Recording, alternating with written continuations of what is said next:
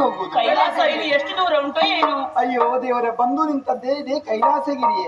ತಪ್ಪಲು ಪ್ರದೇಶ ನೋಡಿ, ಆ ಕಡೆ ಕಾಣ್ತಾ ಉಂಟು, ಬಿಳಿಯ ವರ್ಣದಿಂದ ಕಾಣ್ತಾ ಉಂಟು, ಅದೇ ಬಿಳಿಯ ಬೆಟ್ಟ. ಬೆಳ್ಳಿ ಸಿಗ್ತದ? ಹೌದು, ಸಿಗ್ತದೆ. ಬೇಕಾ ನಿನಗೆ? ಏನ್ ತುಂಬಿಸಿಕೊಂಡು ಹೋಗ್ತೀಯಾ? ಏನಮ್ಮ, ಬಿಳಿಯ ವರ್ಣದಿಂದ ಕಂಗೊಳಿಸ್ತಾ ಉಂಟು ಎನ್ನುವ ಕಾರಣಕ್ಕಾಗಿ ಬೆಳ್ಳಿಯಿಂದಲೇ ನಿರ್ಮಿತವಾದ ಬೆಟ್ಟ ಅಂತಲ್ಲ, ಹಿಮಾಚ್ಛಾದಿತವಾದ ಕಾರಣ, ಶ್ವೇತ ವರ್ಣದಿಂದ ಕಂಗೊಳಿಸುವ ಕಾರಣ ಬೆಳ್ಳಿಯ ಬೆಟ್ಟ ಅಂತ ಕರೀತಾರೆ. ಶ್ವೇತ ವರ್ಣದಿಂದ ಕಂಗೊಳಿಸುವುದು ಯಾಕಾಗಿ? ಎಲ್ಲಿ ಸತ್ಯ ಉಂಟು, ಎಲ್ಲಿ ಧರ್ಮ ಉಂಟು, ಎಲ್ಲಿ ಶಾಂತಿ ಉಂಟು, ಅಲ್ಲಿ ಶಿವನ ಸಾಕ್ಷಾತ್ಕಾರ ಉಂಟು ಎನ್ನುವುದು ಅದರ ಅರ್ಥ. ಹಾಗಂತ ಆ ಬೆಳ್ಳಿಯ ಬೆಟ್ಟವನ್ನು ವರ್ಣನೆ ಮಾಡೋದಕ್ಕಾಗಿ ಬಂದವರಲ್ಲ. ಶಿವ ಪಾರ್ವತಿಯರನ್ನು ಕಾಣಬೇಕು ಅಂತ ಆದ್ರೆ ದೇಹ ಶುದ್ಧ ಉಂಟು, ಮನಸ್ಸು ಶುದ್ಧ ಉಂಟು, ನಡೆದು ಬಂದಂತ ಮಾರ್ಗ ಶುದ್ಧ ಉಂಟೇನೆ, ಏನೇನೆಲ್ಲ ಇತ್ತು ಯಾರಿಗ್ ಗೊತ್ತು. ಎಲ್ಲವೂ ಪರಿಶುದ್ಧ ಆಗ್ಬೇಕು ಅಂತ ಆದ್ರೆ ಹರಿತಾ ಇದ್ದಾಳೆ ಗಂಗಾ ಮಾತೆ. ಗಂಗಾ ಮಾತೆಯಲ್ಲಿ ಸ್ನಾನ ಮಾಡಿ ಶುಚಿರ್ಭೂತರಾಗಿ ಶಿವನ ಧ್ಯಾನ ಮಾಡುತ್ತಾ ಗಿರಿಯ ನೇರೋಣ ಬನ್ನಿ.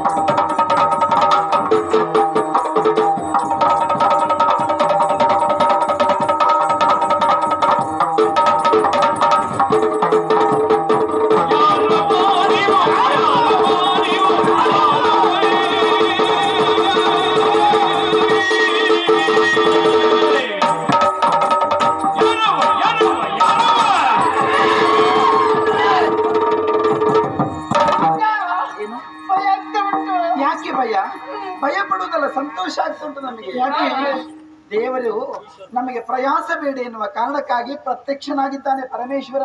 ಈತ ಪರಮೇಶ್ವರನ ಸುಮ್ಮನಿರ್ತೀಯ ಅಕ್ಕ? ಯಾಕಂತ ಹೇಳಿದ್ರೆ ಆತನ ನಾವು ಕಣ್ಣಾರೆ ನೋಡ್ದಿದ್ರೆ ಆತ ನೋಡ್ದಕ್ಕೆ ಹೀಗೆ ಇದ್ದಾನೆ ಅನ್ನುವಂತ ವಿಚಾರವನ್ನ ತಿಳಿದಿದ್ದೇವೆ. ನಮ್ಮಪ್ಪ ಹೇಳಿದ್ದಾರೆ. ಹೌದು. ಹಣೆಯಲ್ಲಿ 3 ಕಣ್ಣಿರ್ತದೆ. ಹೌದು. ಹಣೆಯಲ್ಲಿ ಕಣ್ಣಿಲ್ಲ, ತ್ರಿನೇತ್ರಧಾರಿ ಅಂತ ಕರೀತಾರೆ. ಹೌದಕ್ಕ? ಕಣ್ಣಿಲ್ಲ. ತಲೆಯಲ್ಲಿ ಗಂಗೆ ಇರ್ತದೆ, ಗಂಗಾಧರ. ಅದು ಇಲ್ಲ. ಆಮೇಲೆ ಚಂದ್ರ ಇರ್ತದೆ, ಚಂದ್ರಧರ. ಅದು ಇಲ್ಲ. ಕೊಳ್ಳಲ್ಲಿ ರುಂಡಮಾಲ ಇರ್ತದೆ, ರುಂಡಮಾಲಾಧರ. ಅದು ಕಾಣಿಸ್ತಾ ಇಲ್ಲ.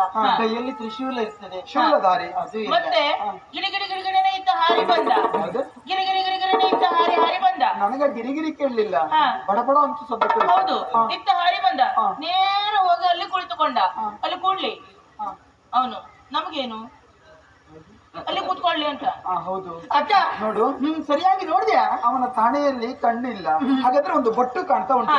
ಹಾಗಾದ್ರೆ ಯಾರು ಅವ? ಇವ ಯಾರು? ಕೊಟ್ಟುದರ. ಗಂಗೆ ಚಂದ್ರ ಕಾಣುದಿಲ್ಲ, ಕೋಡು ಕಾಣ್ತಾ ಉಂಟು.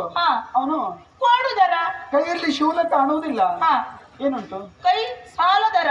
ತುಂಬಾ ಸಾಲ ಇದ್ರೂ ಇರಬಹುದು. ಸಾಲ ಮಾಡ್ಕೊಂಡಿರ್ಬಹುದಲ್ವಾ? ಕಾಲ್ ನೋಡು, ಕಾಲಿನಲ್ಲಿ ಗೊರಸು ಉಂಟು, ಮೈಯೆಲ್ಲ ಕಪ್ಪು ಕಪ್ಪಾಗಿ ಉಂಟು. ಹಾಗಾಗಿ ಇವ ಪರಶು ಅಂತ ಖಂಡಿತ ಅಲ್ಲ. ಪರಶಿವನ ಯಾವ ಛಾಯೆಯೂ ಕಾಣುವುದಿಲ್ಲ ಅಂತ ಹೇಳಿದ್ರೆ ದಾರಿಯಲ್ಲಿ ಹೋಗುವ ದಾಸಯ್ಯನವರು ಎಷ್ಟು ಮಂದಿ ಸಿಗುದಿಲ್ಲ ನಮಗಲ್ವಾ? ಇಂಥವ್ರ ಹತ್ರ ಮಾತಾಡ್ಬೇಕಾ? ಅಕ್ಕ ನೆಲವನ್ನು ಕಲಿಸ್ತಾ ಇದ್ದಾರೆ ನೋಡು. ಕೆಲವು ಪ್ರಾಣಿ ಹಾಗೆ ನೆಲಕ್ಕೆ ಎದುರದೆ ಮುಂದೆ ಹೋಗುವುದಿಲ್ಲ. ಅದಕ್ಕೆ ಸತ್ವ ಸಿಗುದಿಲ್ಲ, ಹಾಗಾಗಿ ಮುಂದೆ ಹೋಗುದಿಲ್ಲ. ಏನ್ ಮಾತಾಡ್ತದೆ ಇದು? ಏನು ಮಾತಾಡೋದು? ಇದು ಇದು ಅಲ್ಲ, ಹಾಗೆಲ್ಲ ಮಾತು ಬರುವುದಿಲ್ಲ, ಬರೀ ಅಭಿನಯ ಮಾತ್ರ ಅಂತ ಮಾಡಿದೆ ನನ್ನ ಮಾತು. ಖಂಡಿತವಾಗಿ ಇಲ್ವೇ ಇಲ್ಲ. ಮಾತನಾಡೋದಕ್ಕೆ ಚೆನ್ನಾಗಿ ಬರುತ್ತಿದ್ದೇನೆ. ಒಂದು ವಿಚಾರ, ಒಬ್ಬರಲ್ಲ, ಇಬ್ಬರಲ್ಲ, ಮೂವರಲ್ಲ, 5 ಒಟ್ಟಾಗಿದ್ದೀರಾ. 5 ಮಂದಿ ಇದ್ದೇವೆ. ನಿಮ್ಮೊಳಗೆ ಗುಸುಗುಸು ಪಿಸು ಪಿಸು ಎನ್ನುವುದಾಗಿ ಗುಟ್ಟಾಗಿ ಮಾತನಾಡ್ತಾ ಇದ್ದೀರಾ. ಅದರ ಜೊತೆಯಾಗಿ ಸರ ಸರ ಎನ್ನುವುದಾಗಿ ಹಿರಿಯನ್ನು ಏರುವುದಕ್ಕೆ ಮುಂದಾಗ್ತಾ ಇದ್ದೀರಾ. ಹಾಗಾಗಿ ನಿಮ್ಮಲ್ಲಿ ಒಂದು ಪ್ರಶ್ನೆ. ಏನು? ಯಾರವ್ವ ನೀವು? ಯಾರವ್ವ? ಅಲ್ಲ, ಇವರೆಲ್ಲ ನಗುವುದಕ್ಕೆ ಯಾಕೆ? ಅಲ್ಲ, ನಗುವುದಲ್ಲ, ನಿನ್ನ ಮಾತನ್ನು ಕೇಳಿದಾಗ ನಾವಂತಲ್ಲ, ಯಾರಾದ್ರೂ ನಗಲೇಬೇಕು. ಯಾಕಾಗಿ?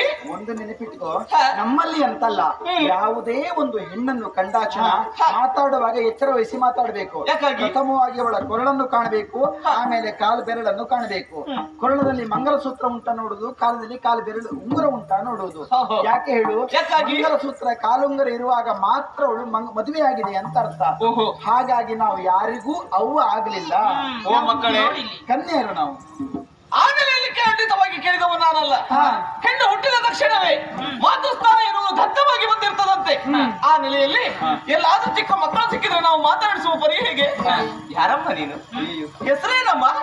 ಎಲ್ಲಿಗೆ ಹೋಗುವಳಮ್ಮ ಎನ್ನುವುದಾಗಿ ಗೌರವ ಪೂರ್ವಕವಾಗಿ ಮಾತನಾಡಿಸುವವರು ಇದ್ದೇವೆ.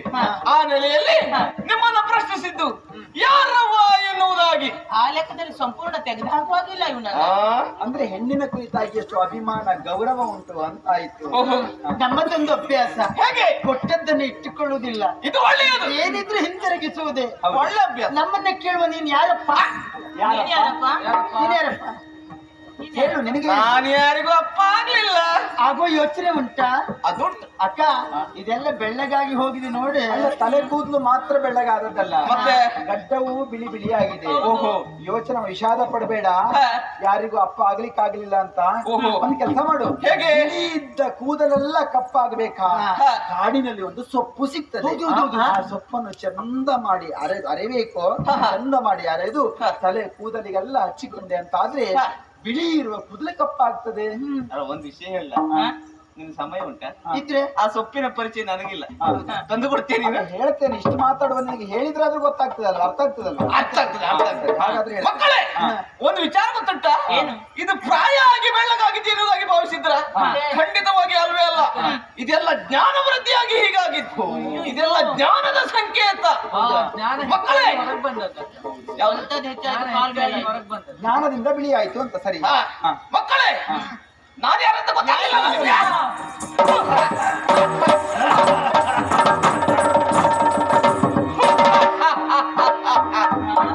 ಅವನ ಹೆಸರು ನನಗೆ ಗೊತ್ತಾಯ್ತು. ಏನು? ನಮಸ್ಕಾರ. ನಮಸ್ಕಾರ. ನೀ ಆಚೆ ಈಚೆ ನೋಡಬೇಡ. ಗಂಧರ್ವರಲ್ಲಿಯೂ ಈ ರೀತಿ ಹೆಸರು ಇರ್ತದಂತೆ. ಓಹೋ ಗಂಧರ್ವ, ಓಹೋ ಗಂಧರ್ವ, ಹಾ ಹಾ ಗಂಧರ್ವ, ಓ ಹೀಗೆಲ್ಲ ಇರ್ತದೆ. ಹೌದು. ಆ ಗಂಧರ್ವರಲ್ಲಿ ನೀನು ಓರ್ವನಾ? ಸಾಧ್ಯ ಇಲ್ಲ. ಖಂಡಿತವಾಗಿ ಈ ರೀತಿಯಾಗಿ ಹೇಳೋದಕ್ಕೆ ಕಾರಣ ಕಾರಣ ಒಂದು ನಿಂತಿರುವ ಸ್ಥಳ ಯಾವುದು? ಕೈಲಾಸ. ಕೈಲಾಸಗಿರಿಯ ತಪ್ಪಲು. ಹೌದು. ಮೇಲೆ ನೋಡಿದ ಶ್ರೀ ಕ್ಷೇತ್ರ ಕೈಲಾಸ. ಹೌದು. ಅಲ್ಲಿರುವವರು ಯಾರು? ನಮ್ಮ ತಂದೆ ಪರಶಿವ, ನಮ್ಮ ದೇವರು. ಪರಮೇಶ. ಸದಾಕಾಲ ಆತನನ್ನು ಹೊತ್ತು ತಿರುಗುವವ, ಸದಾಕಾಲ ಈ ಗಿರಿಯ ಮೂಲದಲ್ಲಿರುವವ. ಆತನ ವಾಹನ ನಂದೀಶ, ಅರ್ಥಕೊಂಡಿಕೇಶ ನಾನೇ.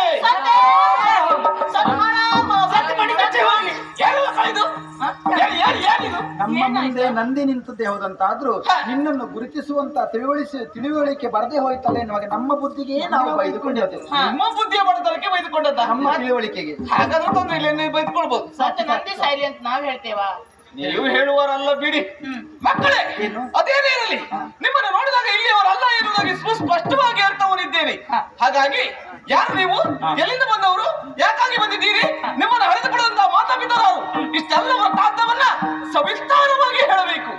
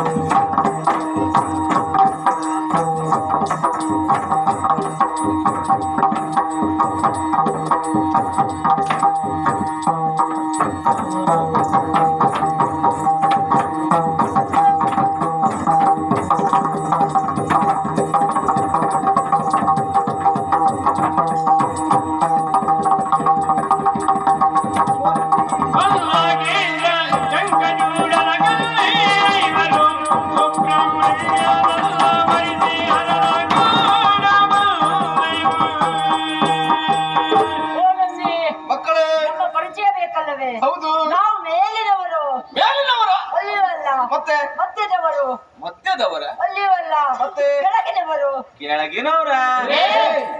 ಕೆಳಗೆ ಅಂತ ಆ ರೀತಿ ತಾತ್ಸಾರ ಭಾವನೆ ಯಾಕೆ ನಿನಗೆ? ಹಾಗಲ್ಲ ಮಕ್ಕಳೇ, ಒಂದು ಶಬ್ದವ ಅಥವಾ ಒಂದು ವಾಕ್ಯವನ್ನು ಉಚ್ಚರಿಸುವಾಗ ಆರೋಹಣ ಮತ್ತೆ ಅವರೋಹಣ ಎನ್ನುವುದಾಗಿ ಉಂಟು. ಮೊದಲೇ ಹೇಳುವಾಗ ಸ್ವರವನ್ನು ಏರಿಸಿ ಆರೋಹಣ, ಆಮೇಲೆ ಮಧ್ಯಮಗತಿ, ಕೆಳಗೆ ಬರುವಾಗ ಸಂಪೂರ್ಣವಾಗಿ ಇಳಿಸಿತು ಅವರೋಹಣ. ಹಾಗಾದ್ರೆ ಕೆಳಗಂದ್ರೆ ಎಲ್ಲಿ? ಅದುವೇ ಹೊರಗಲೋಕ. ಓಹೋ, ಅಲ್ಲಿ ಅಧಿಕಾರಿ ಶಂಖಚೂಡ. ಯಾರು? ಶಂಖಚೂಡ. ನನಗೆ ಬಹಳ ಆತ್ಮೀಯ ಆತ. ಯಾರು ಶಂಖಚೂಡನ? ಹೌದಪ್ಪ, ಈ ಹಿಂದೆ ಅನೇಕ ಬಾರಿ ಇಲ್ಲಿವರೆಗೆ ಬಂದವನಿದ್ದಾನೆ. ಬರುವಾಗ ಸುಮ್ಮನೆ ಬರುದಲ್ಲ, ತಲೆ ಮೇಲೆ ಸೊಪ್ಪಿನ ಕಂಡು ಕಾಲಡಿಗೆ ಹಾಕ್ಲಿಕ್ಕೆ.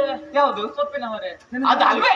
ಮರಿಲಿಕ್ಕೆ ಅದಲ್ಲ ಮಕ್ಕಳೇ, ಹರನಿಗೆ ಪ್ರೀತ್ಯರ್ಥವಾದಂತಹ ಬಿಲ್ವ ಪತ್ರೆ, ಅರ್ಥ ಜ್ಞಾನ ಪತ್ರೆ, ಪರಮ ಪವಿತ್ರವಾದದೇನೋ ಉದ್ದೇಶದಿಂದ ತಲೆಯ ಮೇಲೆ ಹೊತ್ತುಕೊಂಡು ಹರ ಹರ ಹರ ಶಂಭೋ ಶಂಕರ ಎನ್ನುವುದಾಗಿ ಹರ ಭಜನೆಯನ್ನು ಮಾಡುತ್ತಾ ಬರುವವ ಶಿಷ್ಟಾಚಾರ. ತಂದೆಗೆ ಅರ್ಪಿಸುವುದು.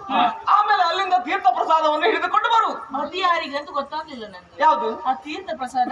ತೀರ್ಥ ಪ್ರಸಾದ ಯಾರ್ಯಾರಿಗೂ ಅಲ್ಲ, ನಮಗೆ. ಹೌದಾ? ಬಂದು ಈ ಕಟ್ಟೆಯಲ್ಲಿ ಕುಳಿತುಕೊಳ್ಳುವುದು. ಎಷ್ಟು ಸಮೃದ್ಧವಾಗಿದೆ ನೋಡಿ. ಅಂದ್ರೆ ಯಾಕದು? ನಾವು ಅಲ್ಲಿ ಜೊತೆಯಲ್ಲಿ ಕುಳಿತುಕೊಳ್ಳುವುದು. ಕಪ್ಪು ಆಗಿದೆ. ಹೇಳು ಅವ ತಂದು ತೀರ್ಥವನ್ನು ಕೊಡುವುದು. ತೀರ್ಥ ಕೊಟ್ಟಾಗ ನಾನು ಸ್ವೀಕಾರ ಮಾಡುವುದು. ಆಮೇಲೆ ನಮ್ಮದೇನಿದ್ರು ಚಂದದ ಮಾತುಕತೆ ಆರಂಭ. ಏನು? ತೀರ್ಥ ಸ್ವೀಕರಿಸುವವರಿಗೆ ನಿಮ್ಮ ಮಾತೇ ಇರುವುದಿಲ್ವಾ? ಮೌನವ್ರತ, ಬರೀ ಅಭಿನಯ ಮಾತ್ರ. ಬರೀ ಅಭಿನಯ. ಎಲ್ಲಿ ತೀರ್ಥ ಸೇವನೆ ಆಯ್ತು ಅಲ್ಲಿಂದ ಪ್ರಾರಂಭ. ನಂದಿ, ಅದು ನೀನಂತಲ್ಲ, ಯಾರಾದ್ರೂ ಹಾಗೆ. ಹೇಗೆ? ತೀರ್ಥ ಸೇವನೆ ಮಾಡುವವರೆಗೆ ಅದು ಹೇಳ್ತಾರಲ್ಲ, ಮೂಗಿಗೆ ಕಡ್ಡಿ ಹಾಕಿದ್ರು ಸೀದೋದಿಲ್ಲ. ಅದೇ ತೀರ್ಥ ಸೇವನೆ ಆಯ್ತೋ, ದೇಹದೊಳಗೆ ಹೋಯ್ತೋ, ಆವಾಗ ಆಚೆ ಏನಾಗ್ತಾ ಉಂಟು, ಈಚೆ ಏನಾಗ್ತಾ ಉಂಟು, ಹಿಂದೆ ಏನಾಗಿದೆ, ಮುಂದೆ ಏನಾಗ್ತಾ ಉಂಟು, ಯಾವ ಸಂದರ್ಭ ಯಾವುದೂ ಗೊತ್ತಾಗುದಿಲ್ಲ. ಮಾತುಕತೆ ಜೋರಾಗಿ ಹೋಗ್ತದೆ. ಎದುರು ಇದ್ದವ ಬಾಯಿ ಮುಚ್ಚಿ ಕುಳಿತುಕೊಳ್ಳಿರ್ಬೇಕು. ಅದರ ಪ್ರಭಾವ, ಅದರ ಮಹಿಮೆ ಹಾಕಿ ಹೋಗ್ಲಿ ಬಿಡು. ಅಂದಾದಂತ ಸ್ನೇಹ ಸಂಬಂಧ. ಹಾಗಾದ್ರೆ ಆ ಶಂಖಚೂಡನಿಗೂ ನಿಮಗೆ ಏನು ಸಂಬಂಧ? ಹಿರಿಯ ಮಗಳು ದೇವರತಿ ನಾನು. ಹೌದೇ? ಎರಡನೇವಳು ನಾಗರತಿ. ನಾನ್ ಮೂರನೇವಳು ಚಾರುರತಿ. ನಾಲ್ಕನೆಯವಳು ಮಂದರತಿ.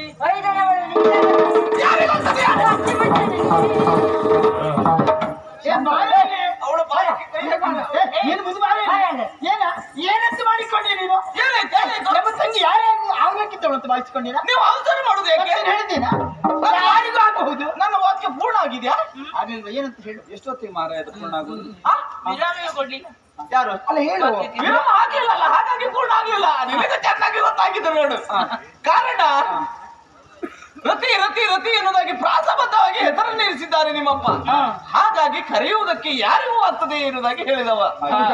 ರತಿ ರತಿ ರತಿ ಅಂತ ಹೆಸರಿಟ್ಟ ನಮ್ಮಪ್ಪ ಉರಗಪತಿ, ಆತನಿಷ್ಟು ಚುರುಕಮತಿ, ಆತನ ತಲೆ ತಲೆಯಲ್ಲಿ ಅದೊಂದು ಕೊಪ್ಪರಿಗೆ ಒಲೆ. ಅದು ನಿನಗೆ ಕೊಪ್ಪರಿಗೆ ಆ ಒಲೆ ನಿನ್ನನ್ನು ಕೊಂಡು ಹೋಗಿ ಹಾಕ್ಲಿಕ್ಕ. ಅದಲ್ವೇ ಮತ್ತೇನ? ಜ್ಞಾನದ ಭಂಡಾರ ಎನ್ನುವುದಾಗಿ ಹೇಳಿದವನಿದ್ದೇನೆ. ಸರಿ. ಮಕ್ಕಳೇ, ಏನ್ ಹೋಗ್ತಾ ಇದ್ಯಾ? ಚೂಡ ಚೂಡ ಅಂತ ಹೇಳ್ಬೇಡ, ಮೂಢ. ಅಲ್ಲ, ಸಲುಗೆ ಸಲುಗೆ. ಇವ ಶಂಖಚೂಡ ಎಲ್ಲಿ ಎಲ್ಲಿ ಎಲ್ಲಿ ಹೋದ? ಎಲ್ಲಿ?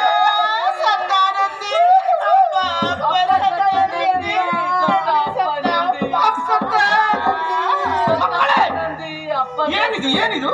ನಂದಿ, ನೀವು ಊಟ ಮಾಡುವ ಅನ್ನಕ್ಕೆ ವಿಷ ಹಾಕಿದ್ದೀರಾ? ಯಾರು ನೀನ? ಇಲ್ಲಪ್ಪ. ಮತ್ತೆ ಈ ರೀತಿಯಾಗಿ ಶಾಪ ಹಾಕುವುದಕ್ಕೆ ಮುಂದಾಗ್ತಾ ಇದ್ದೀರಾ? ಶಾಪ ಅಲ್ಲ ನಂದಿ, ಮತ್ತೆ ನಮ್ಮಪ್ಪ ಸತ್ತೋದ ಅಂತ ಹೌದು ನಂದಿ. ನಮ್ಮಪ್ಪ ಸತ್ತ. ದುಃಖ ದುಃಖವಾಗ್ಲೇ ಈಗ. ಹೌದು. ದುಃಖವನ್ನು ಭರಿಸಲಾಗದೆ ಈ ರೀತಿಯ ಮಾತುಗಳನ್ನು ಆಡಿದ್ದೀರಿ. ಮಕ್ಕಳೇ, ಅದೇನೇ ಇರಲಿ, ನಿಮ್ಮ ತಂದೆ ಅಳಿಯುವುದಕ್ಕೂ ನೀವು ಊರನ್ನು ಬಿಡುವುದಕ್ಕೆ ಏನು ಸಂಬಂಧ? ತಂದೆ ಆಸೆಯನ್ನು ನೆರವೇರಿಸಬೇಕು, ನಮ್ಮ ಜೀವನ ಸಾರ್ಥಕಪಡಿಸಿಕೊಳ್ಬೇಕೆನ್ನುವ ಕಾರಣಕ್ಕಾಗಿ ಮದುವೆಗಾಗಿ ನಾವು ಇಲ್ಲಿವರೆಗೆ ಬಂದದ್ದು. ಓಹೋ. ಮದುವೆ, ಹೌದಾ? ನಮ್ಮನ್ನು ಮದುವೆ ಆಗುವಂತ ಗಂಡು ಇಲ್ಲಿದ್ದಾನೆ. ಎಲ್ಲಿದ್ದಾನೆ?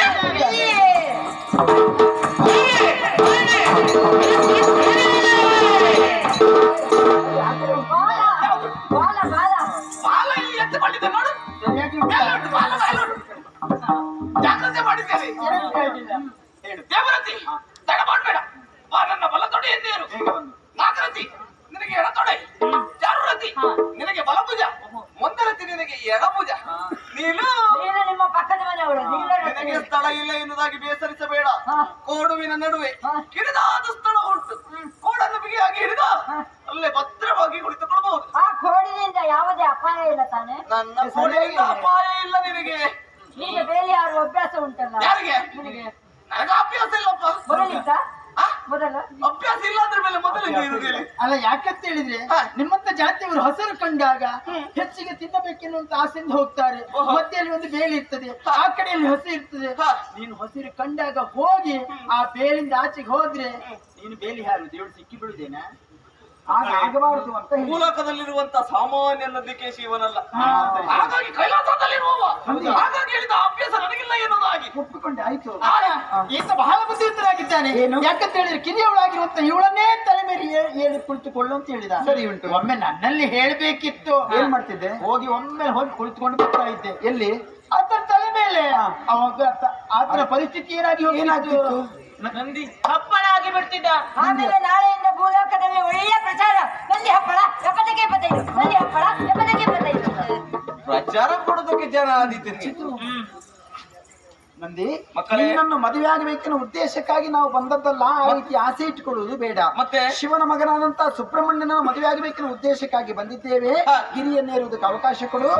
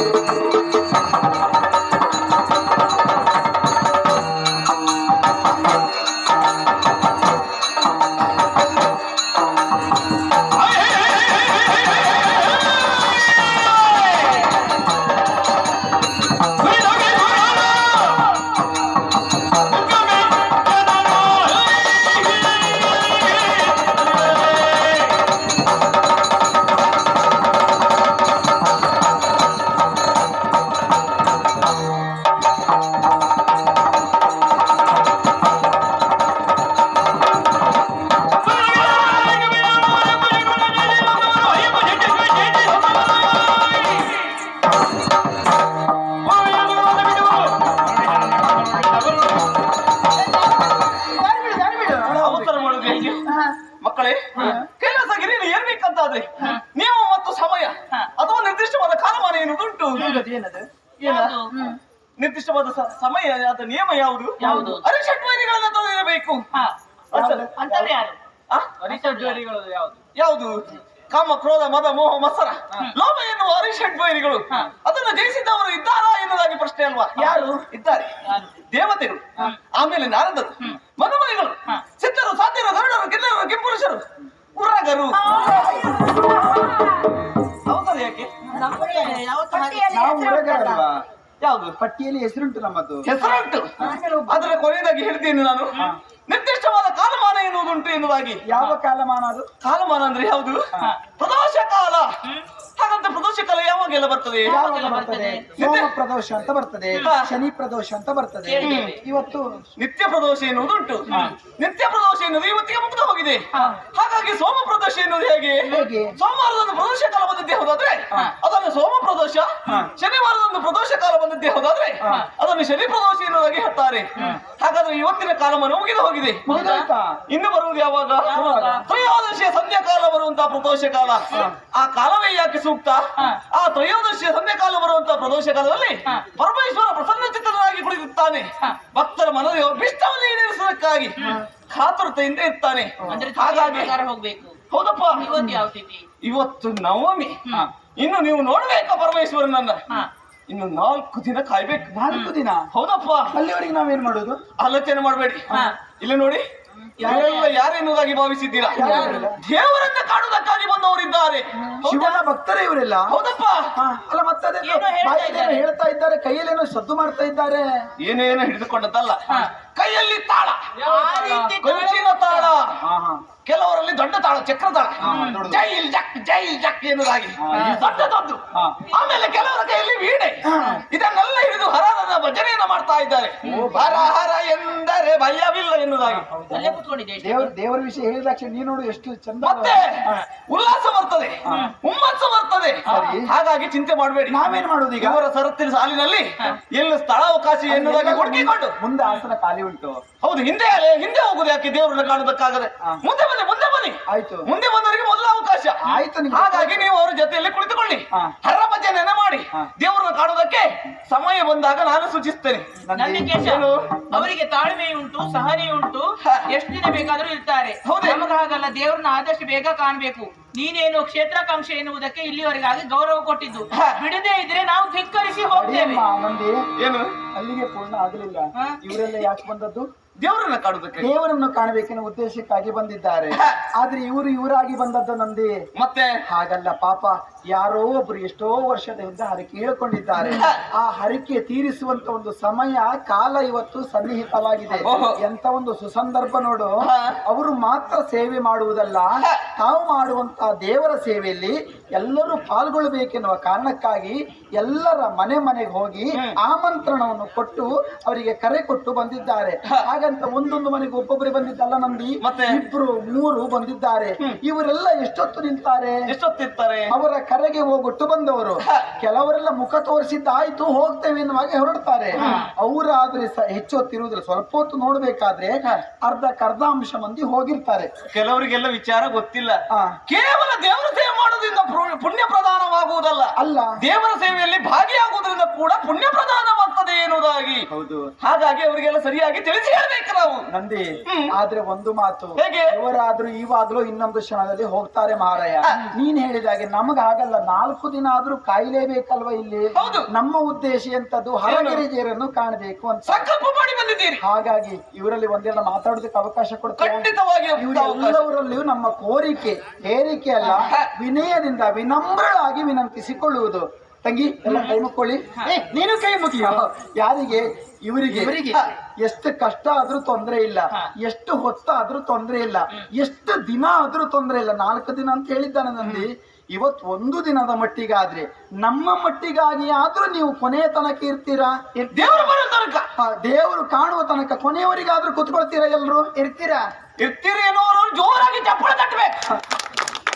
ಯಪ್ಪ, ಅಯ್ಯಪ್ಪ, ಕೆಲವರಿಗೆಲ್ಲ ಅನುಮಾನ, ದೇವರು ಕಾಣುದೋ ಬೇಡವೋ ಅಂತ. ಇಲ್ಲ, ಅವರು ತೋರಿಸುವುದಿಲ್ಲ, ಮನಸ್ಸಿನಲ್ಲೇ ಉಂಟು ತಾನು ದೇವರನ್ನು ಕಾಣಬೇಕು ಅಂತ.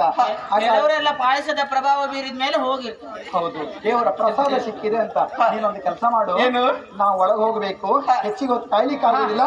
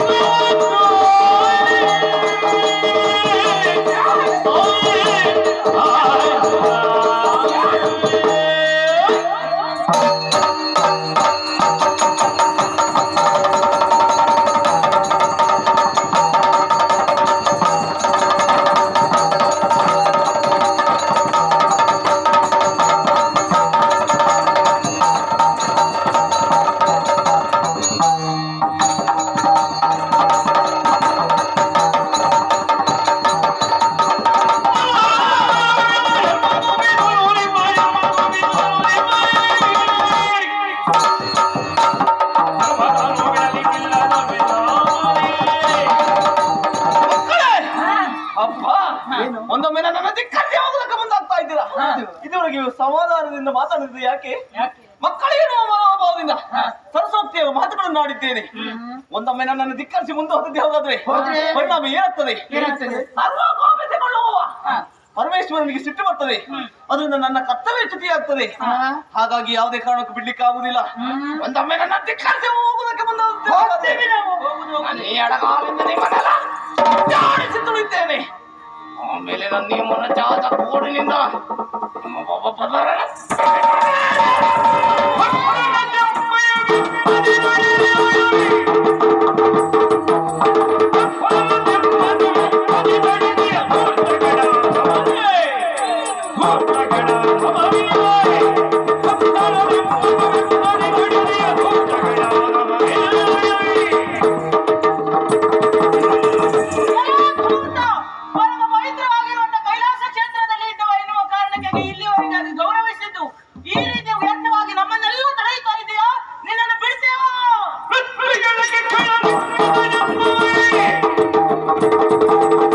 Hey!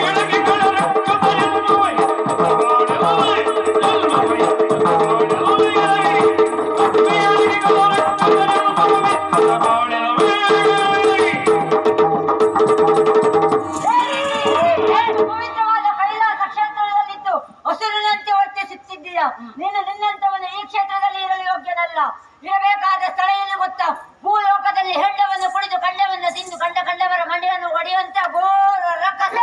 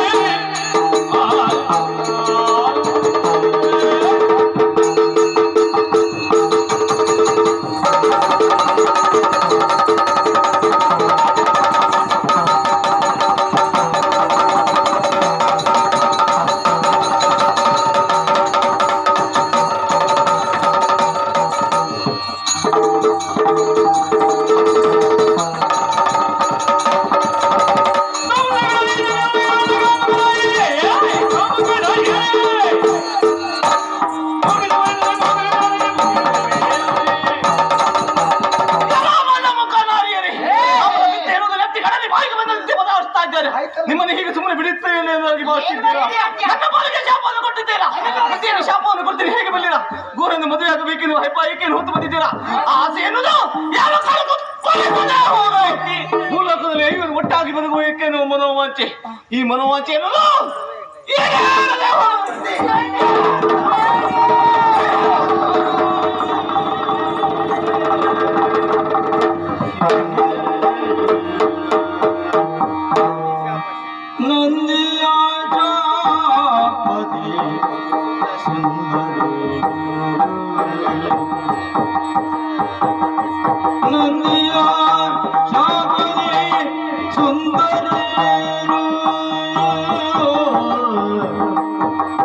ವ್ಯತಗೊಂಡ ಶೋಕಿಸುತ್ತ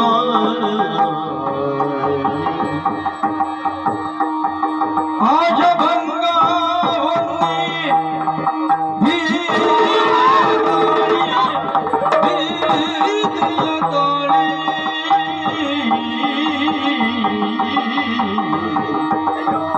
ಮುಂದೇನು ಗದಿಯಿಂದ ಕಂದರ್ಪಾರಿಯ ಪಾದ ನೆನೆದು ಶಾಪಗ್ರಸ್ತರಂತ ನಾವು ಮತ್ತೆ ಗಿರಿಯನ್ನೇರುವ ಅರ್ಹತೆಯನ್ನು ಕಳೆದುಕೊಂಡಿದ್ದೇವೆ. ನಮಗಿರುವ ದಾರಿ ಒಂದೇ, ಶರಹರ ಶಂಭೋ ಶಂಕರ.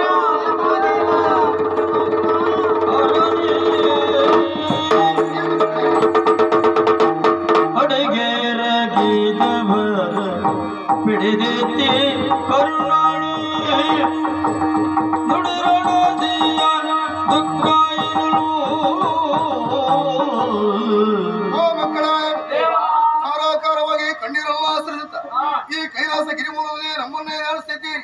ಈ ರೀತಿಯ ಕಣ್ಣೀರೇ ನೀವ್ಯಾರು? ನಿಮ್ಮ ಭಕ್ತಿ ವಿಚಿತ್ತ ನಾವು ಹರಗಿರಿಯೊಂದಾಗಿ ಮೈ ತೋರಿದ್ದೇವೆ. ನಮ್ಮಿಂದ ಏನಾಗಬೇಕು ಮಕ್ಕಳೇ? ಬೃಢನಿನ್ನ ವರದಿಂದ ಪಡೆದು ಜನ್ಮವನು ಬೃಢನಿನ್ನ ವರದಿಂದ ಪಡೆದು ಜನ್ಮವನು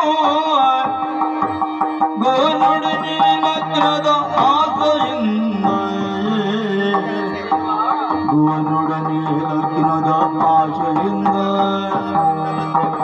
ಬಂದರೆ ಜಗತ್ತಿನ ನಂದಿಯುಳ್ಳ ಮುಂದೆ ಮುಗದಿ ಬೀಳು ಶಿವನೇ ದೃಢನೆ ಹರನೇ.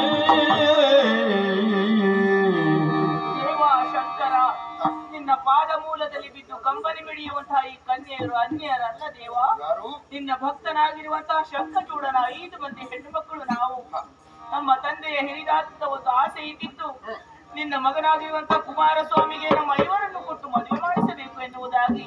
ಆ ವಿಷಯವನ್ನು ಪ್ರಸ್ತಾಪಿಸುತ್ತಾ ಇರುವಂತಹ ಸಂದರ್ಭ ಹೃದಯಾಘಾತದಿಂದ ನಿನ್ನ ಆಸೆ ಎನ್ನುವುದು ಶೇಷವಾಗಿ ಉಳಿಯಬಾರದು ಎನ್ನುವ ನೆಲೆಯಲ್ಲಿ ಧಾವಿಸಿ ಕೈಲಾಸದೆಡೆಗೆ ಬಂದೆವು. ದ್ವಾರದಲ್ಲಿ ನಮ್ಮನ್ನು ನಂದಿ ನಡೆದುದಲ್ಲದೆ ಮಾತಿಗೆ ಮಾತು ಬೆಳೆಯಿತು. ಸರಸದ ಮಾತು ಎನ್ನುವುದು ವಿರಸಕ್ಕೆ ಹುಟ್ಟನ್ನು ದೇವರೇ. ಕುಪಿತಗೊಂಡಿರುವಂತಹ ನಂದಿ ನಮ್ಮ ಐವರಿಗೂ ಶಪಿಸಿದ್ದಾನೆ. ಭೂಲೋಕದಲ್ಲಿ ಬೇರೆ ಬೇರೆಯಾಗಿ ಬಿದ್ದಿರಬೇಕಂತೆ. ಶಪಿಸಿದವ ನಂದಿಯಲ್ಲವೇ? ಅವನು ಕೊಟ್ಟಿರುವಂತಹ ಶಾಪಕ್ಕೆ ವಿಮೋಚನೆಯ ದಾರಿ ನೀನೇ ಕರುಣಿಸು ಭಗವಂತ. ಓ ಮಕ್ಕಳೇ, ಮೃತ್ಯುನಂದಿ ಸಮರ್ಥನಾಗಿಯ ಮೃತ್ಯುನಂದಿ ಸಮರ್ಥನಾಗಿಯ ವ್ಯರ್ಥವಾಗದ ಶಾಪ ಉಭಯರ ವ್ಯರ್ಥವಾಗದ ಶಾಪ ಉಭಯರ ನೀವೈವರು ನಿತ್ಯ ನೆಲೆಸಿರಿ ನೀವೈವರು ನಿತ್ಯ ನೆಲೆಸಿರಿ ಸುಬ್ರಹ್ಮಣ್ಯನ ಬಳಿಯು ಬೇರೆ ಬೇರೆ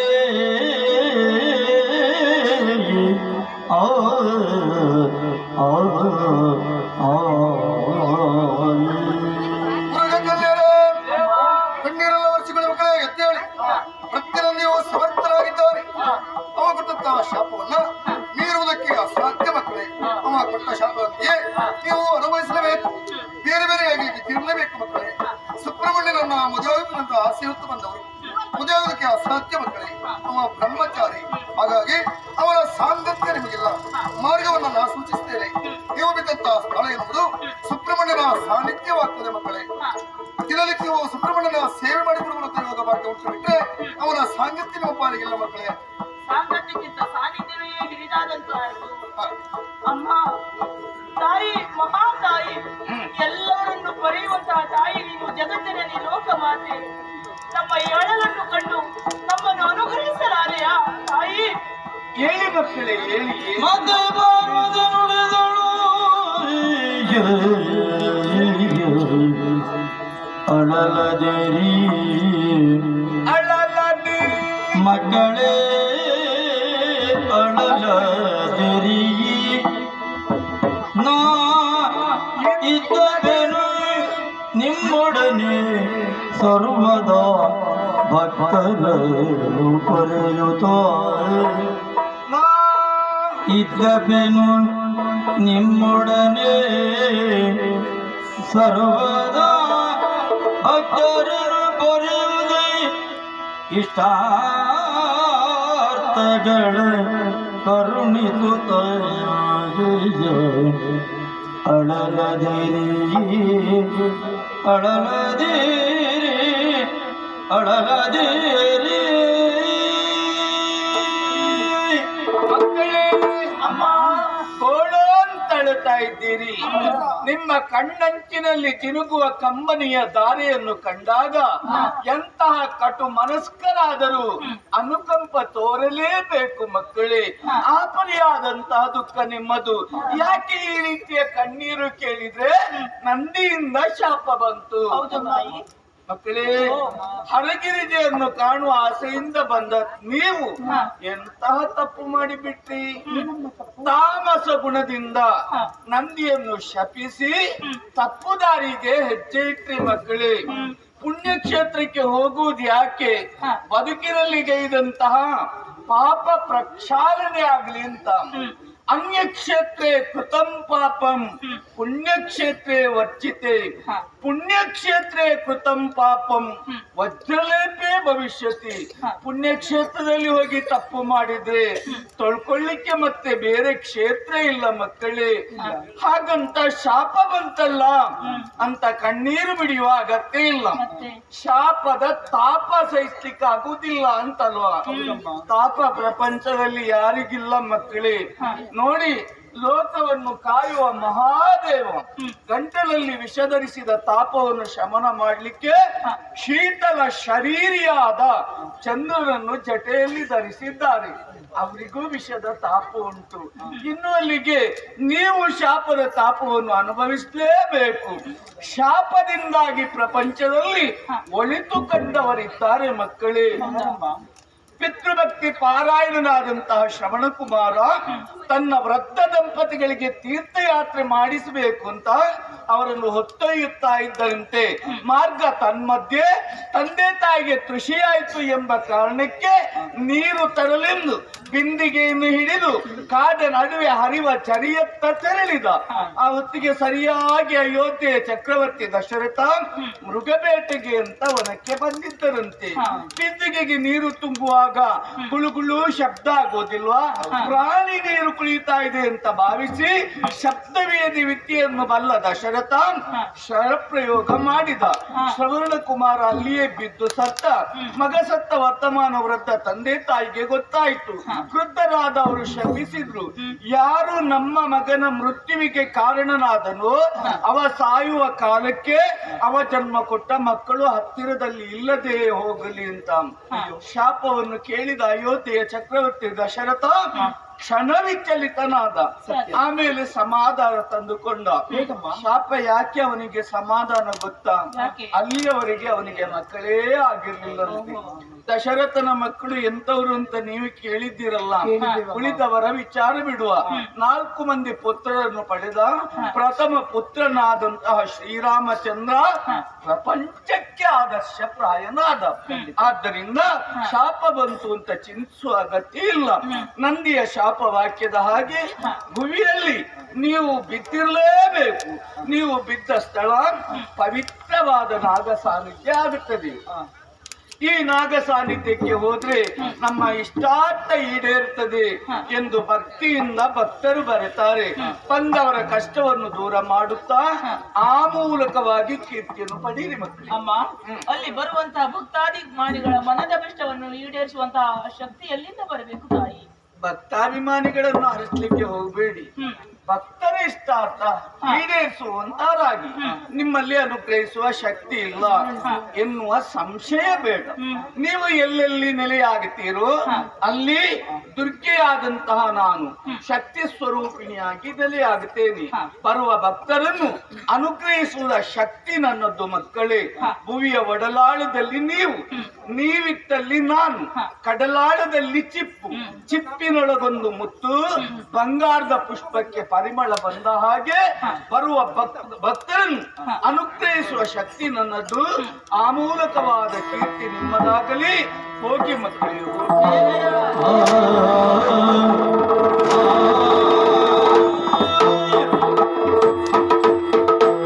ಬಂದನು ನಂದೀಜ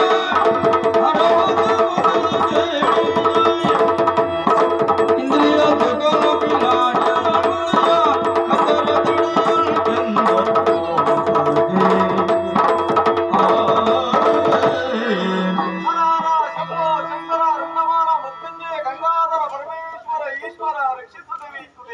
ನಂದಿಕೇಶ್ವರ ಎದ್ದೇಳು ಮಗು, ಎದ್ದೇಳು. ದೇವ ಎಂದಿನಂತೆ ಗಿರಿಯ ಮೂಲದಲ್ಲಿರುವ ಸಂದರ್ಭ ಐವರು ನಾಗಕನ್ನಿಕೆ ಎಲ್ಲಿವರೆಗೆ ಬಂದರು. ನನಗೂ ಹಾಗೂ ಅವರಿಗೆ ನಡೆದಂತ ದುರ್ತಪ್ತಿಯ ಮಾತುಗಳು ಎನ್ನುವುದು ವಿರಸಕ್ಕೆ ನಾಂದಿ ಹೇಳಿತು. ತತ್ಪರಿಣಾಮವಾಗಿ ಗಿರಿಯಲ್ಲಿ ಇರುವುದಕ್ಕೆ ಮುಂದಾದರು. ತಡೆಯುದೇವ, ಅದರ ಪರಿಣಾಮವಾಗಿ ನನ್ನ ಪಾಲಿಗೆ ಶಾಪ ಬಂದಿದೆ. ಭೂಲೋಕದಲ್ಲಿ ಕೆಟ್ಟ ರಕ್ತಸರಾಗಿ ಬಿದ್ದಿರಿ ಇರುವುದಾಗಿ ದೇವ. ಬಂದಂತ ಶಾಪಕ್ಕೆ ಪರಿಹಾರ ಘೋಷಿಸಬೇಕು ದೇವ.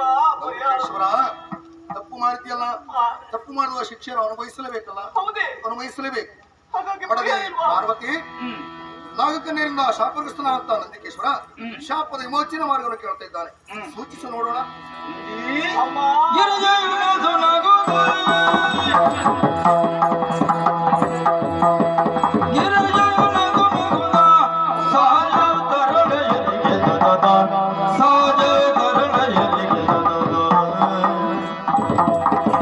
ಅರಿಯಲು ಬಹುತು ಮಗವನು ನೀನು, ಅರಿಯಲು ಬಹುತ್ಯಮ್ಮ ವಿಮತವನು, ಸರಿಯಲ್ಲೆಂಬೆನೆ ತವ ಕರ್ತವ್ಯವೋ, ಸರಿಯಲ್ಲೆಂಬೆನೆ ತವ ಕರ್ತವ್ಯವೋ, ಅರಿಯಲು ಬಹುತ್ಯಮ್ಮ ವಿಮತವನು, ಸರಿಯಲ್ಲೆಂಬೆನೆ ತವ ಕರ್ತವ್ಯವೋ. ನಂದಿ ತಾಯೇ, ನಿನಗೆ ಶಾಪ ಬಂತು. ಹೌದಮ್ಮ, ಅದಕ್ಕಾಗಿ ಕಣ್ಣೀರು. ಹೌದು ಮಾತೆ. ನಿನ್ನ ಈ ರೀತಿಯನ್ನು ಕಾಣ್ತಾ ಇರುವಾಗ ನನಗೆ ಮಾತ್ರ ಸಂತೋಷ ಆಗುತ್ತಾ ಉಂಟು. ಏನಮ್ಮ ಇದು ನೀವು? ನಿಮ್ಮ ಮಗನೊಂದಿಗೆ ಶಾಪ ಬಂದಿಗೆ ತಾಪಕ್ಕೊಳಗಾಗಿದ್ದೇನೆ. ನೀವು ಮಾತ್ರ ಸಂತೋಷ ಇರುವುದಾಗಿ ಹೇಳ್ತಾ ಇದ್ದೀರಾ. ಮಗು ಹೇಳು. ಈ ರೀತಿಯಾಗಿ ಆಗುವುದಕ್ಕೆ ಸಾಧ್ಯ ಉಂಟೆ ಮಾತೆ? ಮಗು ನೋವಿನಿಂದ ಕಣ್ಣೀರು ಹರಿಸುವಾಗ ತಾಯಿ ನಗತಾಳೆ ಅಂತಿದ್ರೆ ಅದು ವೈಪರೀತ್ಯ ಅಂತ ಆಗುತ್ತದೆ ಅಲ್ವಾ? ಹಾಗೆ ಎಲ್ಲೂ ಆಗುವುದಕ್ಕೆ ಸಾಧ್ಯ ಇಲ್ಲ. ಹಾಗಂತ ಮಗು ದುಃಖಿಸುವಾಗ ತಾಯಿ ನಗುವುದೇ ಇಲ್ಲ ಅಂತ ಕೇಳ್ತೀಯ?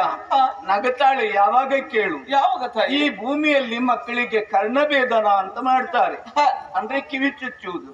ಆಗ ಚುಚ್ಚುವ ನೋವಿಗೆ ಆ ಮಗು ಅಯ್ಯೋ ಅಂತ ಕಣ್ಣೀರು ಮಿಡಿತಾ ಇರುತ್ತದೆ. ಸತ್ಯ. ಅದೇ ಮಡಿಲಲ್ಲಿರಿಸಿಕೊಂಡ ತಾಯಿ ನಗುತ್ತಾಳೆ. ಯಾಕೆ ಬಲ್ಲೆಯ? ಯಾಕೆ ಮತ್ತೆ? ಮುಂದೆ ತನ್ನ ಮಗುವಿಗೆ ಕಿವಿಗೆ ಬಂಗಾರದ ಆಭರಣ ತೊಡಿಸಿ ಆ ಚಂದ ಕಾಣ್ಲಿಕ್ಕಾಗುತ್ತದೆ ಎನ್ನುವ ಕಲ್ಪನೆಯಿಂದ. ಹೌದೇ? ಈಗ ನಾನ್ ನಗ್ಲಿಕ್ಕೆ ಕಾರಣ ಮುಂದೆ ಹೇಳ್ತೇನೆ. ಮಂದಿ ಅಮ್ಮ, ಯಾಕೆ ನೀನ್ ಅಧಿಕ ಪ್ರಸಂಗ ಮಾಡಿದ್ದು? ಎಲ್ಲಿ ಅಮ್ಮ?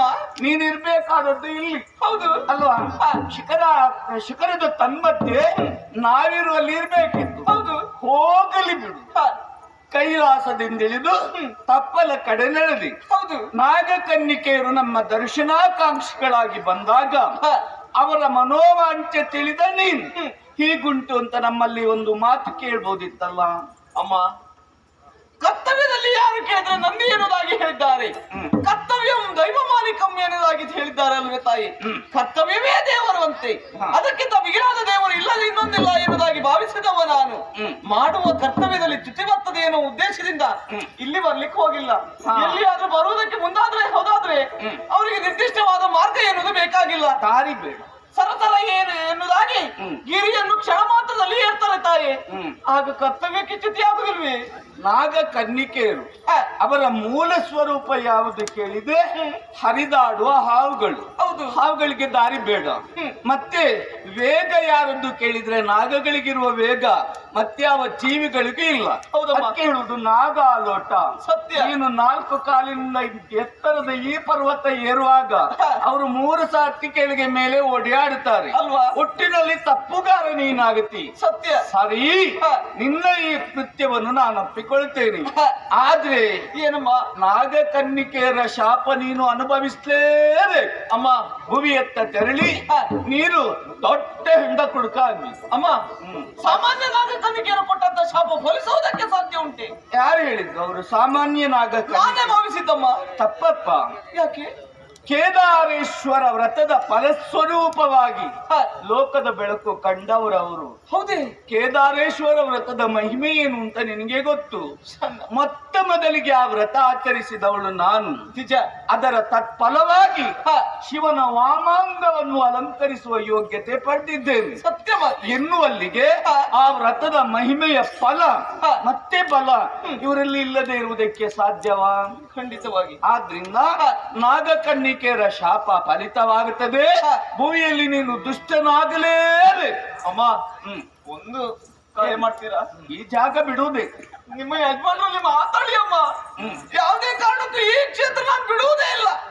ಇಲ್ಲಿರುವಂತ ಸುಖ ಭೋಗಗಳು ಮತ್ತೆ ಯಾವ ಕ್ಷೇತ್ರದಲ್ಲಿ ಸಿಗ್ತದಮ್ಮ? ಇಲ್ಲಿ ಒಂದು ಸಿಗ್ಲಿಕ್ಕಿಲ್ಲ.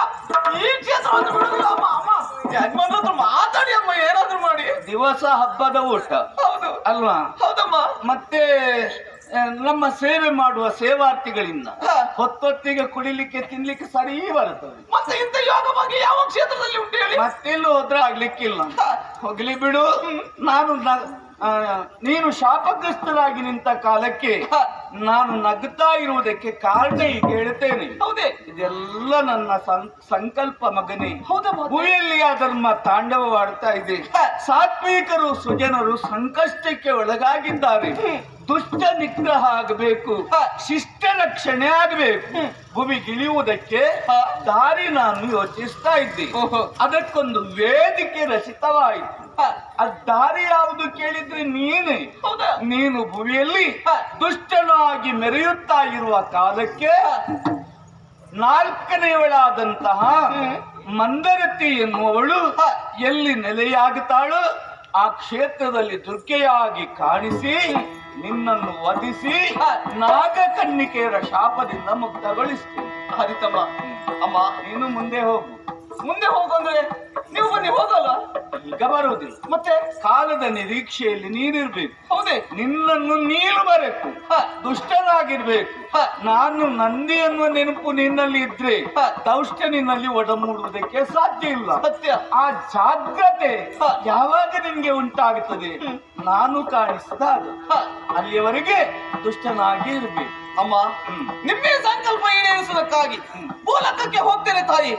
ಧರ್ಮವನ್ನು ಉಳಿಸುವುದಕ್ಕಾಗಿ ಧರ್ಮದ ನೆಲೆಗೆ ಭೂಲೋಕದತ್ತ ಹೋಗ್ತೇನೆ. ದೌರ್ಜನ್ಯವನ್ನು ಮೆರೆಸ್ತೇನೆ, ಅಧರ್ಮವನ್ನು ಮಾಡ್ತೇನೆ, ಗಂಡವನ್ನು ತಿಂತೇನೆ, ಹೆಣ್ಣವನ್ನು ಕೊಡುತ್ತೇನೆ, ಕೆಟ್ಟ ರಕ್ಕಸನಾಗಿ ಬದುಕುತ್ತೇನೆ ತಾಯಿ. ಅಷ್ಟು ಮಾತ್ರ ಅಲ್ಲ, ಈ ನಂದಿ ನಾನೇ ಸ್ವರೂಪವಾಗಿ ಭೂಲೋಕಕ್ಕೆ ಹೋಗ್ತೇನೆ ತಾಯಿ. ಯಾವ ಕಾಲಕ್ಕೆ ನೀವು ಬರ್ತೀರಿ ಎನ್ನುವ ಹಾಗೆ ನಿಮ್ಮ ನಿರೀಕ್ಷೆಯಲ್ಲಿ ಬದುಕ್ತೇನೆ. ದುರ್ಗಾ ಪರಮೇಶ್ವರಿಯಾಗ ಅವತರಿಸುವಂತ ಆ ಯೋಗ ಭಾಗ್ಯವನ್ನು ಕಾಣುವ ಕಾತುರತೆಯಲ್ಲಿ ಬದುಕುತ್ತೇನೆ ತಾಯಿ. ಈಗ ನಿನ್ನ ನಡೆ ಭೂಮಿಯ ಎಡೆ, ಭೂಮಿಯ ಕಡೆ.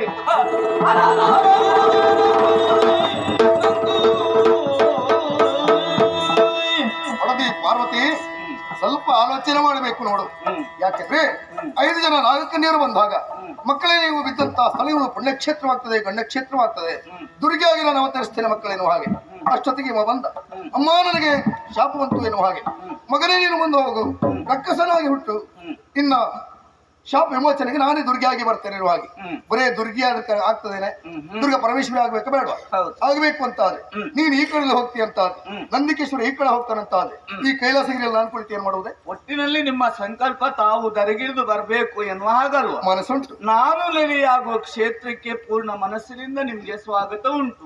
ಯಾವ ರೂಪದಲ್ಲಿ ಎಲ್ಲಿ ಹೇಗೆ ನೆಲೆಯಾಗುತ್ತೀರಿ ಅಂತ ಈಗಲೇ ತಿಳಿಸಬೇಕು. ಯೋಚಿಸಬೇಡ. 5 ಜನ ನಾಗಕನ್ಯರಲ್ಲಿ 4 ಹತ್ತ ಮಂದರತಿಯಲ್ಲಿ ನೆಲೆ ಆಗ್ತಾಳೋ ಅಲ್ಲಿ ಅನಥಿ ದೂರದಲ್ಲಿ ಕಲ್ಲುಮಾಲಂಗೇಶ್ವರ ಎನ್ನುವಂತ ಅಭಿಧಾನದಿಂದ ನಾನು ಇರ್ತೇನೆ. ನೀನು ಮಾಡುವಂತ ಕಾರ್ಯಕ್ಕೆ ನಾನು ಸಹಕಾರಿ ಆಗ್ತೇನೆ. ಯಾವುದಕ್ಕೂ ಕಾಲದ ನಿರೀಕ್ಷೆ ಆಗ್ಲಿ.